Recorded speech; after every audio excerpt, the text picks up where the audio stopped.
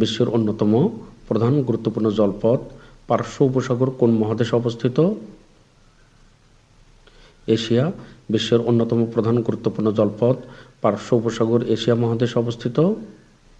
Yen কোন দেশের মুদ্রা? জাপান। জাপানের মুদ্রা ইয়েন। ইমো রাজ্য আফ্রিকার কোন দেশটিতে অবস্থিত?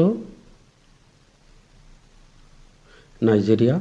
ইমো রাজ্য আফ্রিকার নাইজেরিয়াতে অবস্থিত। মুডিস কি? আন্তর্জাতিক ঋণমান নির্ণয়কারী সংস্থা। মুডিস আন্তর্জাতিক ঋণমান নির্ণয়কারী সংস্থা।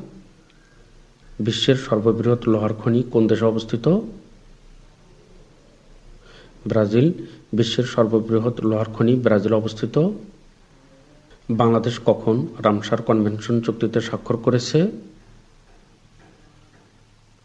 1992 সালে। বাংলাদেশ 1992 সালে রামসার কনভেনশন চুক্তিতে স্বাক্ষর করেছে। কোন লক্ষ্য নিয়ে রামসার কনভেনশন অনুষ্ঠিত হয়েছিল? বিশ্বব্যাপী জৈব পরিবেশ রক্ষা। বিশ্বব্যাপী জৈব পরিবেশ রক্ষা লক্ষ্য নিয়ে রামসার কনভেনশন অনুষ্ঠিত হয়েছিল। লেডি উইথ দ্য ল্যাম্প উপাধিতে পরিচিত কে? Florence Nightingale. Lady with the lamp উপাধিতে ফ্লোরেন্স নাইটিঙ্গেল পরিচিত। চণ্ডীগড় কোন দেশের শহর? ভারত। চণ্ডীগড় ভারতের শহর। দেশের সবচেয়ে উষ্ণতম মাস কোনটি?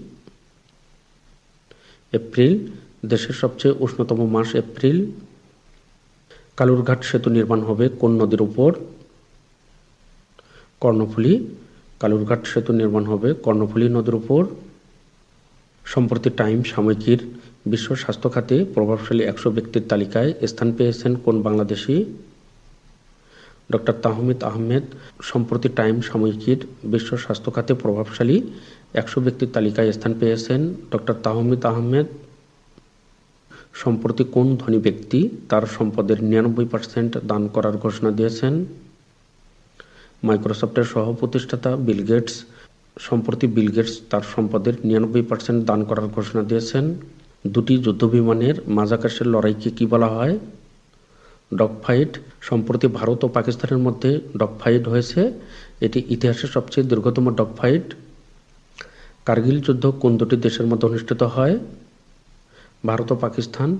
কার্গিল যুদ্ধ ভারত ও পাকিস্তানের মধ্যে অনুষ্ঠিত হয়। সিন্ধু নদীর উৎপত্তি কোন দেশে? চীন। সিন্ধু নদীর উৎপত্তি চীনে।